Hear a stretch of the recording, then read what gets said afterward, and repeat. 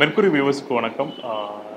இன்று நம்ம நீயான முகங்களில் வந்து சந்திக்க போகிறது வந்து கடந்த வாரம் ஒளிபரப்பான சமூக அரசியல் படங்களில் பேசிய சுஜித் சுப்பிரமணியம் அவர்களாம் சந்திக்க போகிறோம். வாழைன்னு ஒரு படம் வருது சார். அதை பார்த்துட்டு அது யாரு கதை இல்லை, எங்கள் அப்பாவோட கதை சார். அவர் வேலையே வந்து முதலாளி அந்த மாட்டு வண்டியில் ஏறக்கு ஸ்டூல் எடுத்து போட்டு வச்சு திரும்ப அவர் இறங்குறதுக்கு ஸ்டூல் எடுத்து போட்டு அந்த மாட்டு வண்டி கூட போயிட்டு வரது தான் அவர் வேலை. இதெல்லாம் பண்ணி தான் சார் இந்த இடத்துக்கு கொண்டு வந்திருக்காரு. சாதியில் உங்களுக்கு மேலே இருக்காங்க, உங்களே ஒடுக்கிட்டே இருக்காங்க சார். அந்த பிரச்சனையும் பேசுங்க, இங்கேயும் வழி இருக்கு. உங்களுக்கு இங்கே அரசியல் தெரிஞ்சிருந்தா அவர் என்ன பேசுறாருன்னு புரியும். சுஜித் வந்து சமீபத்தில் வெளியாகி ரொம்ப பெரிய ஹிட்டான எல்லாராலும் பாராட்டப்பட்ட ஒரு படத்தோட ஒளிப்பதிவாளர் குடும்பஸ்தன். அந்த படத்தோட ஒளிப்பதிவாளர் அவர் வந்து நம்ம அந்த படத்தோட ஒளிப்பதிவாளர் தான். ஆனால் அவருக்கு நிறைய நக்லைட்ஸில் வந்து ரொம்ப நாளாக ஒர்க் பண்ணியிருக்காரு. நிறைய அரசியல் விமர்சனமும் அரசியல் பார்வையும் இருக்குது. நம்ம அவரை பற்றியும் தெரிஞ்சுக்க போகிறோம். கடந்த வாரம் நீயானா பற்றியும் அதிகம் பேச போகிறோம். வணக்கம். வணக்கம். கடந்த வாரம் நீயானால் வந்து தலைப்பு சமூக அரசியல் படங்கள் வந்து கொஞ்சம் செழிப்பாக இருக்குது, ஏன் இவ்வளோ படங்கள் வருது அப்படிங்கிறத நீங்கள் வந்து ரொம்ப எதிர்த்தீங்க. அந்த படங்கள் முக்கியம்னு சொன்னீங்க. இந்த சமூக அரசியல் படங்கள் வந்து ஃபஸ்ட்டு இவங்க ஏன் எதிர்க்கிறாங்க? ஒரு சின்ன எதிர்ப்பு பண்ணல இருக்குல்ல, நசுக்கிட்டான் பிடிக்கிட்டான் அப்படின்னு சொல்லி அந்த ஷோலேயே சொல்கிறாங்க. என்னை பொறுத்த வரைக்கும் என்னென்னா, சமூக அரசியல் படம்னு நம்ம சொல்கிறோம். எல்லா சினிமாவுமே பொலிட்டிக்கல் சினிமா தான். அது வந்து ஒன்று சொல்லுது. ஏன்னா நான் சினிமா மட்டும் அது ஒரு கதை சொல்லுது. அது ரொம்ப முக்கியமாக ஏற்கனவே இருக்கிற உண்மைன்னு இருக்குல்ல, அதுலேருந்து அது ஒரு புதிய உண்மையை வந்து சினிமா படைக்குதுன்னு வச்சுங்களேன். சினிமாவில் இன்னைக்கு வந்து ரொம்ப வெல் அண்ட் குட் நம்ம பல லேயர்ஸை கவனிக்கிறோம்.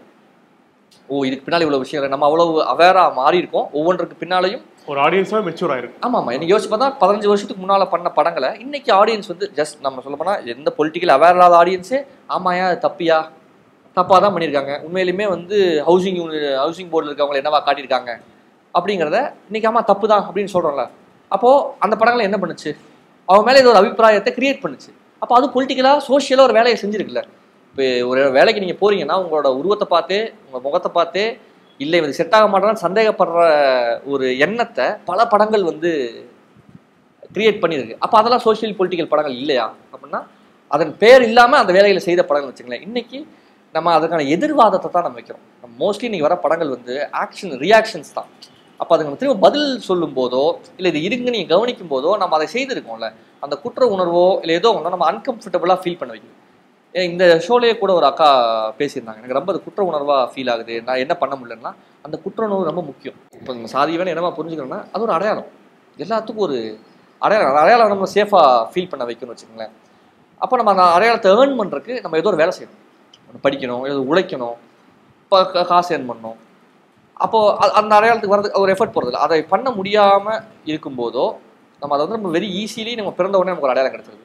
அந்த அடையாளம் நம்ம வந்து உயர்வாக நம்மளை ஃபீல் பண்ண வைக்க நமக்கு மேலே வைக்க அந்த ஒரு ஈகோ பூஸ்ட் நமக்கு கிடைக்குதுல்ல. அப்போ வந்து ஓகே நம்ம எது செய்யலைனாலும் நமக்கு இந்த அடையாளம் இருக்கும்போது நம்ம பிடிச்சிக்குவோம் அப்படின்னு நம்ம நினைக்கிறோம். நம்ம அதைத்தான் வந்து கேள்விக்கு உள்ளாக்கணும் அப்படின்னு நினைக்கிறேன். ரஞ்சித்தையோ மாரி செல்வராஜோ பார்த்து ஏன் அதே கதைகளை சொல்கிறீங்க அப்படின்னா, அவங்க ஆக்சுவலாக வந்து ரொம்ப ஈஸியாக பெரும்பான்மையாக ஒரு காதல் படத்தை ஜாதியே இல்லாமல் அவங்களால எடுக்க தெரியாமலாம் இல்லை. அவர் மாரி செல்வராஜ் வந்து இதோட எந்த கலருமே இல்லாமல் ரொம்ப கமர்ஷியலாக ரொம்ப அவுட்ரைட்டான ஒரு படங்கள் எடுக்க முடியும் அவரால். அவர் ஆக்சுவலாக இவங்க இந்த படங்கள் எடுக்கிறது மூலமாக அவங்க ரிஸ்க் தான் எடுக்கிறாங்க. ஆமாம், ரிஸ்க் எடுக்கிறது. ஆமாம், மிகப்பெரிய ரிஸ்க் எடுக்கிறாங்க. உண்மையிலுமே பணம் பண்ணுவது ஈஸியாக நம்ம படம் அவங்க ஒரு படம் பண்ணியிருக்கலாம், ரெண்டாவது படத்தில் வந்து எல்லாத்தையும் மாற்றிட்டு பண்ணலாம். ஏன் வந்து ரஞ்சித் வந்து ரஜினியை வச்சு என்ன பண்ணிருக்கலாம், ஏன் அவர் வந்து கபாலி கிளைமேக்ஸ்ல வந்து ரஜினி இறந்துடுறாருங்க அப்படி ஒரு கிளைமேக்ஸ் ஏன் வைக்கணும்? அவரு கடந்த 25 வருஷத்துல யோசிச்சு பாருங்க, அடுத்த 25 யோசிச்சு பாருங்களேன். கிடையாது, ரஜினியே ஒத்துருப்பாரு. எனக்கு காலாவோட கிளைமேக்ஸ் வந்து ரொம்ப ரொம்ப நல்ல கிளைமேக்ஸ், ரொம்ப நல்ல படம். காலாவோட கிளைமேக்ஸும் அந்த கலர்ஸ்ல அவர் சொன்ன திரும்பவும் காலாங்கிறது வந்து உருவம் கிடையாது, ஐடியாலஜின்னு பேசுனதுங்கிறது ஒன்று. அதுக்கு முன்னால அவர் ஒன்று பண்ணியிருப்பாருங்க. கிளைமேக்ஸ் வந்து ஃபைட் சீக்வன்ஸ்ல ராமாயணம் படிச்சுட்டு இருப்பாங்க. அதாவது வில்லன் ஹரிராரா வீட்டில் வந்து ராமாயணம் படிச்சுட்டு இருப்பாங்க. ராமாயணத்தில் ராவணனாவும் யாரை நம்ம காட்டுறோங்க இருக்குல்ல, ராமனை பற்றி பேசும்போது யாரை காட்டுறோம், ராவணனை பற்றி பேசும்போது யாரை காட்டுறோங்கிற அந்த இமேஜ் இருக்குல்ல, எனக்கு இது எப்படி சென்சார் அளவு பண்ணாங்கிறதுல அதுதான் சினிமாவோட பிளண்டுங்க. அவர் அந்த ஆர்ட்டை வந்து இப்படி பயன்படுத்துறது இருக்குல்ல, அந்த கிளைம் அது ஒரு உச்சம். உண்மையில எனக்கு வந்து ரஞ்சித் வந்து அந்த படத்தை எடுக்கிறது வந்து அவர் அவ்வளோ ரிஸ்க் எடுக்கிறாரு, அவரோட கெரியர்ல பெரிய ரிஸ்க் எடுக்கிறாரு. அவங்களுக்கு வந்து மக்கள் மேலே பெரும் அக்கறை இருக்கு, நம்ம அதைத்தான் புரிஞ்சுக்கணும். அது வந்து ஏதோ அவர்களோட சிக்கல்களை பிரச்சனைகளை பேசுறாங்கலாம் தாண்டி அவங்க எல்லாத்துக்குமான சினிமாவை தான் சொல்றாங்க. திரும்ப நீங்கள் வாழையில் நீங்கள் சிரிக்காத ஒன்று கிடையாது. வாழை உண்மையிலே அவ்வளோ சந்தோஷமான ஜாலியான ஒரு படம். ஆனால் அது ஒரு உண்மையை சொல்லுது. திரும்ப நீங்கள் உண்மையை நீங்கள் பார்க்கும்போது நீங்கள் தாங்க மாட்டீங்க அப்படிங்கிறது தான் உண்மை வச்சுங்களேன். நமக்கு அது தெரியும். நான் திரும்ப என்ன சொல்ல வரேன்னா, நம்ம ஒரு இன்னைக்கு ஒரு ப்ரிவிலேஜான இடத்துக்கு நம்ம வந்துட்டோம்னு வச்சுங்களேன். ஆனால் அந்த ப்ரிவிலேஜான இடங்கிறது இது காலங்காலமாக நமக்கு இருந்ததெல்லாம் கிடையாது. வெறும் கடந்த 50 வருஷத்துல நமக்கு நடந்த விஷயங்கள் தான். என்னன்னா எங்கள் அத்தை எங்கள் பாட்டி இருக்காங்க. ஃபோன் பேசணும் ஒரு சின்ன ஒரு ஃபோன் வாங்கி கொடுத்தோம். அவங்களுக்கு நம்பர் அமைக்கி, அதாவது நான் ஸ்பீட் டயல் செட் பண்ணி தரேன். 1 அமைக்கி பிடிச்சிங்கன்னா எனக்கு கால் வரும், 2 அமைக்கி பிடிச்சினா கால், எனக்கு 1 2 தெரியாதுங்க. பச்சை பட்டன் அமைக்கி திரும்ப பச்சை பட்டன் நமக்குன்னா எந்த நம்பர் இருக்கோ அந்த நம்பருக்கு கால் போகும். அவ்வளோதான் அவங்களுக்கு தெரியும். ஏன் உண்மையிலுமே நம்ம தான் எல்லாரும் திருக்குறள் எழுதிருக்கோம், சங்க இலக்கியங்கள் எழுதி எல்லாமே இருக்கும். ஏன் எங்கள் ஆத்தாக்கு வந்து ஏன் வந்து நம்பர் தெரியல எனக்கு புரியல. பாலாமணின்னு எங்கள் அத்தை வச்சுருக்காங்க. அவங்க வந்து கையில் பாலாமணின்னு பச்சை குத்திருப்பாங்க. அவங்களுக்கு நான் 50 வயசு தான் இருக்கும் வச்சுக்கோங்களேன், 45 48 தான் இருக்கும். பாலாமணின்னு பச்சை குத்திருப்பாங்க. கையெழுத்து போட சொன்னால் அந்த பாலாமணிங்கிறத பார்த்து பாலாமணின்னு கையெழுத்து போடுவாங்க. இங்கே இருந்து இன்னைக்கு படித்து நான் தான் சொல்கிறேன், என் ஃப்ரெண்டு டாக்டர், நான் ரொம்ப எவிடென்ட்டாக நான் உன்னை பார்த்து வரேங்க. பிரசாந்த் ரொம்ப நல்லா படிக்கிறப்ப அவங்க அப்பா டாக்டர் ஆகணும்னு நினச்சாரு. சுபாஷ்னு இன்னொரு ஃப்ரெண்டு எனக்கு இருந்தான், மதின்னு ஒரு ஃப்ரெண்ட் இருந்தான்.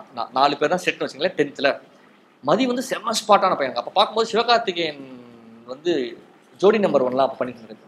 அந்த ஸ்பான்டேனிட்டி இருக்கும்ல, அப்படி இருப்பான். அவன் தான் என்னை தாண்டி வந்து பாட்டு பாடணும், சினிமா பண்ணணும் அப்படிலாம் சொல்லிட்டு இருக்கிற ஒரு பையன். அவன் 12th முடிக்கிறான், நாங்கள் எல்லாருமே 12th முடிக்கிறோம்.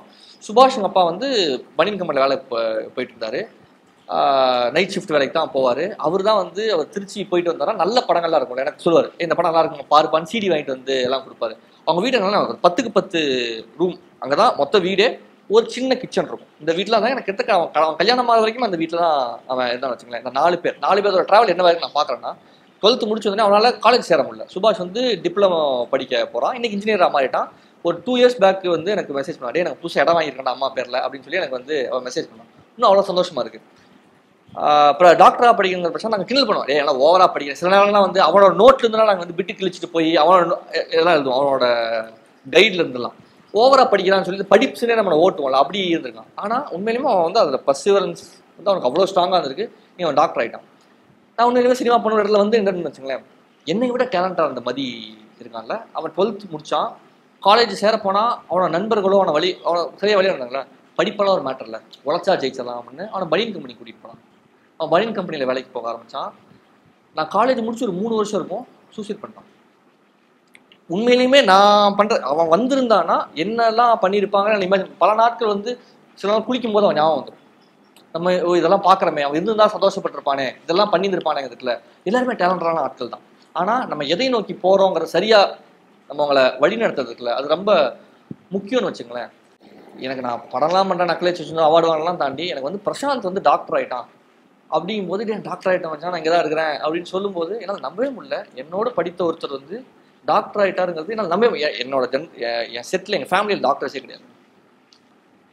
எங்கள் சுற்றி இப்போ எனக்கு தெரிஞ்சு பிரசாந்த் மட்டும்தான். நான் ஒரு உதவினா என்னடா இதை பற்றி ஒரு ஒப்பீனியன் கேட்கறக்குள்ள, எங்கள் அப்பா அவ்வளோ சீரியஸாக ஹாஸ்பிட்டல் இருக்காரு, என்னென்னமோ சொல்கிறாங்க, ரூம் கிடைக்கல, எமர்ஜென்சி இருக்காங்க, யாரு கூப்பிட்டு கேட்கறதுன்னு தெரியல. நான் பிரசாந்த் கிடச்சிட்டு இப்படி சொல்கிறாங்க, எனக்கு அதை அனுப்பிச்சுடு உடனே அவன் பார்க்குறான், அவனை செய்கிறாங்க. அதுக்குள்ள உண்மையிலுமே ஒரு குடும்பத்தில் ஒவ்வொரு ஃபேமிலியும் ஒரு டாக்டர் இருக்கணும், ஒரு இன்ஜினியர் இருக்கணும், ஒரு கவர்மெண்ட் சர்வெண்ட் இருக்கணுங்கிறதுல இன்னைக்கு தான் வர தொடங்கியிருக்கோம். ஆனால் இது என்ன ஆகுதுன்னா, எங்கள் அக்கா பொண்ணை டாக்டருக்கு படிக்க வைக்கணும்னு நினைக்கிறா. ஆனால் அவள் பயப்படுறான். அதாவது எனக்கு இதுக்கு ஒரு 10 வருஷம் டிஃப்ரென்ஸ் தான். 10 வருஷத்துல டைனமிக்ஸ் என்ன மாறி பிரசாந்த் டாக்டர் ஆகிறான், நீங்கள் டாக்டருக்கு படிக்கணும் நினைக்கிறா. திருப்பூர்லேருந்து 2 பசங்க வந்து எய்ம்ஸ்லையும் யூசிஎம்எஸ்லையும் டாக்டருக்கு படிக்கிறதுக்கு போகிறாங்க. 2 பேரும் மர்மமான முறையில் வந்து தற்கொலை செஞ்சுக்கிறாங்க. இன்னைக்கு இருக்கிறது ஏன் தற்கொலை செஞ்சுட்டாங்க என்ன, 2 பேருமே மெரிட்டில் நல்லா படிக்கிற பசங்க, அவ்வளோ தைரியமான பசங்க போகிறானுங்க. அங்கே இருக்க முடியல. அது கேஸ் என்னாச்சு, ஏன் சூசைட் பண்ணிட்டாங்க, எந்த பதிலும் கிடையாது. எங்கள் அக்கா வந்து அவங்க பொண்ணு டாக்டர் படிக்கிறா. அவன் லிட்டலாக சொல்கிறான், நீ எங்கே வேணும் போய் படி, டெல்லி போகாத, எய்ம்ஸ் டாப் காலேஜில் படித்தா அவங்க எந்த இடத்துக்கு வருவாங்கன்றதுல வேணாம், கோச்சிங் சென்டரில் சொல்கிறாங்க, நமக்கு தெரியல மேடம், திருப்பூர்லேருந்து போகிற பசங்க இப்படி ஆகுது, நீங்களும் அதை எடுக்காதீங்க அப்படின்னு அவங்க இது பண்ணுறாங்க. அந்த பையனை பறி கொடுத்த அப்பா என் அக்காட்ட வந்து சொல்லியிருக்காரு, நீ இன்னொரு பிள்ளை, அக்கா ஆர்டிடெக்சர் படிக்கிறா, இன்னொரு பிள்ளை வேணா நீ ஆர்டிடெக்சருக்கே படிக்க வைமா, டாக்டர் வேணாமா, நான் ஒரு பிள்ளையை பறி கொடுத்துட்டு இருக்கேன். இடத்துல இப்போ தான் ஒரு ஜென்ரேஷன் அப்படி வந்து இப்படி ஆகுது. அடுத்த ஜென்ரேஷனை டாக்டருக்கு படிக்க வேணாம்னு பயப்பட வைக்கிறது இருக்குல்ல, அது அரசியல் இன்னைக்கு அது நடந்துகிட்டு இருக்குது. அப்போது இன்னைக்கு இருக்கிற பசங்க, இப்போ எங்கள் ஊர்லேயே சொல்லணும்னு வச்சுங்களேன், நான் ஒரு வீரன், நான் மீசியை முறுக்கி விட்டு புல்லட் எடுத்துட்டு சுற்றுறேன் அப்படின்னா நம்ம யாருக்கு பின்னால் நம்ம எதை கேட்கணும் இல்லை, உன்ன மாதிரி ஏன் தம்பி எனக்கு தூக்கம். உண்மையிலுமே சில நாள்லாம் அனிதாவோட மார்க் எனக்கு ஞாபகம். நைட் தூங்கிட்டு இருக்கும் போது 1167 மார்க் எடுத்த ஒரு பொண்ணு 196.75 கட் ஆஃப் எடுத்த ஒரு பொண்ணு அநியாயமா செத்து போச்சு. நான் எடுத்த மார்க் என்ன, நான் எப்படி இருக்கேன், எவ்வளோ சந்தோஷமா இருக்கேன். திரும்ப நான் ஏசி போட்டு ரூமுக்கு படுத்து தூங்கிட்டு இருக்கிறேன், அந்த புள்ள செத்து போச்சுங்கிறது இருக்குல்ல, இது நான் தான் அந்த பிள்ளைய கொண்டுட்டேன், நம்மளாம் சேர்ந்து தான் கொண்டுட்டோம் அப்படின்னு தோணும். இதுக்கு நம்ம என்ன பதில் சொல்றதுல? இப்போ சரவணனையும் திருப்பூர் சரத் பிரபுவையும் நம்மளாம் சேர்ந்து தான் கொண்டது, யாருமே கேள்வி கேட்கல. நம்ம எங்கே போகிறோம்? கோகுல்ராஜ் ஒரு இன்ஜினியர், அந்த பையன் வந்து 2015 பாஸ்ட் அவுட். அவன் இன்னைக்கு இருந்தானா அவன் மிகப்பெரிய இன்ஜினியர், அவன் எலக்ட்ரானிக் அண்ட் கம்யூனிகேஷன் படிச்ச இன்ஜினியர். அவனை கொண்டுட்டாங்க. உன் நண்பையா, உன் தம்பி, அவனுக்கு ஞாபகம் கேட்க தயாரா இருக்குமாங்கிறது தான் திரும்ப அந்த குங்கும போட்டு கொண்டு பேசுறது மாதிரி தான். அது வந்து கை நாட்டு கந்தசாமி எப்படி கையெழுத்து கந்தசாமி ஆனாருங்கிறதான் கதை. நீங்க நம்ம கையெழுத்து கந்தசாமியா இருக்கோம், திரும்பவும் நம்மளை கை நாட்டு கந்தசாமியா ஆக்கிறதுங்கிறது இருக்குல்ல, அது நடக்குது. நம்ம தான் அந்த நரேட்டிவ்ஸ் தான் கொஞ்சம் கான்சியஸா இருக்கணும். நம்மளே எடுத்து நம்ம வரலையே எடுத்து நம்ம கண்ணை குத்த ட்ரை பண்ற மாதிரி. ஆமா, ஏன்னா நீ இதுவாக பண்ணா அடுத்த 30 வருஷம் திரும்ப நம்ம ரிவர்ஸ்ல போயிடும். இப்போ டாக்டருக்கு பயப்படுறாங்களா? அந்த வந்துருச்சு. அதாவது அந்த பையன் சரத் பிரபுங்கிற பையன், அவன் வந்து ஸ்கூல் ஃபர்ஸ்ட்டு, அவன் இங்கே மெட்ராஸ் இதில் படித்து அங்கே தான் பிஜி அவன் ஜாயின் பண்ணான். போகிறான், இறந்துடுறான். ஜிப்மரில் கிடைக்குது அவனுக்கு, ஜிப்மரில் கிடைக்குது. இல்லை எய்ம்ஸ் போகணும்னு சொல்லி எய்ம்ஸ் ட்ரை பண்ணி அதுவும் கிடச்சிருது. போகிறான், இறந்துடுறான். அவங்க குடும்பமே உடஞ்சிடுது. இன்னைக்கு வந்து திருப்பூர் பல்லட ரோட்டில் சரத் பிரபுவோட பேரில் ஒரு மெடிக்கல் ஷாப் இருக்கு, அவன் அக்கா நடத்திட்டு இருக்கான். அவன் படம் போட்டு இது நீங்கள் என்னன்னு சொல்லுவீங்க? அந்த பிள்ளை இன்னைக்கு இருந்தால் டாக்டர்ல. அப்போ எனக்கு தெரியல, இது நம்ம தான் கேள்வி கேட்டுக்கணுங்கிற நம்ம என்னவா இருக்கும். இல்லை, அதான் இந்த நேரட்டிவே மாத்திர இது வந்துருச்சு. இந்த ஜாதியெல்லாம் முடிஞ்சுன்னு நினைக்கும் போது எய்ம்ஸில் ஏன் செத்தான், இல்லை வந்து பெரிய ஐஐடியில் ஏன் தற்கொலை நடக்குது, ஏன் வந்து அனிதாக்கள் சாவுறாங்க அப்படிங்கிறது வந்து அங்கெல்லாம் தற்கொலை பண்ணிக்கிறாங்க. முதல்ல எத்தனை பேர் நம்ம நாட்டில் அங்கே இருக்காங்க பேசுறதுங்கிறது இருக்குல்ல. நம்ம சொல்ற போனா சினிமாவில் சாதி ரெப்ரசன்ட் பண்ணுற எத்தனை பேர் தான். நீ சொல்லு, உன் பிரச்சனை உனக்கு பிரச்சனைனா இஸ்லாமியர்கள் நம்ம எல்லாம் சொல்லணும். இஸ்லாமியர் இன்னைக்கு அது வரும்போது நம்ம ரெப்ரசன்ட் பண்ணுற ஆட்கள் நம்ம அங்கே அனுப்பணும். நம்ம பிரச்சனைகளை பேசுறதுல எல்லாருமே ரெப்ரசன்டேட்டிவ்ஸ் தான். நம்ம எப்படி பார்லிமெண்ட்டுக்கு அனுப்புறோமோ அதே போல எல்லா துறைகள்லையும் நம்மளை ரெப்ரசன்ட் பண்ணுற ஆட்களை வந்து நம்ம அனுப்பணும். அவங்க தான் நம்ம உரிமைக்காக பேசுவாங்க. அதுக்கு நம்ம வந்து போலியா 40 வருஷத்துக்கு முன்னாலே நம்ம படாத கஷ்டம்லாம் பட்ட எல்லா சாதியும் எல்லாம் பண்ணி தான் வந்திருக்கோம். திரும்ப சாதியோட நுணுக்கமே தான் வச்சுங்களேன். நமக்கு கீழே ஒருத்தவங்க இருப்பாங்க, நமக்கு மேலே ஒருத்தவங்க இருப்பாங்க. நம்ம அதை பார்க்காம நமக்கு கீழே இருக்கிறவங்கள பார்த்து இது பண்ணிட்டு அந்த ஆதிக்கத்தை வச்சுக்கிட்டு ஜாலி பண்ணிருப்போம். அதற்கு மேலே இருக்கிறவங்க நம்மளை ஒன்று பண்ணுறது இருக்குல்ல, திரும்ப இந்த சைக்கிள் ரிவர்ஸ் ஆகும். நம்ம பழைய இடத்துக்கு போய் அப்போ நம்ம ஒன்றும் பண்ண முடியாது. அது சாதாரணமாக இந்த இடம் வந்து கிடைக்கிறதில்லைங்கிறதுல பல ஆயிரம் பேர் இதுக்காக உயிர் விட்டுருக்காங்க. திரும்ப கொங்கு பகுதியில் திரும்ப எல்லா கூத்துகள்லையும் போடுறது என்ன, நல்லதங்கால் கதையை தான் கூத்தா போகிறோம். நல்லதங்கால் கதை என்ன, அப்படி கொண்டாடி வாழ்ந்த சமூகத்தோட கதையா என்ன? நல்லதங்கால் கதை வந்து சோத்துக்கு வழி இல்லாமல் கடைசியில் பிள்ளைகளெல்லாம் வந்து கிணத்துல தள்ளி சாகடிச்ச கதை தானே.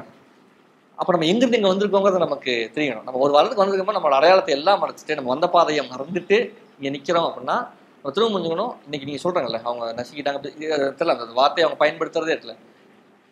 நீங்களும் அப்படி தான் இருந்து இந்த இடத்துக்கு வந்திருக்கீங்க.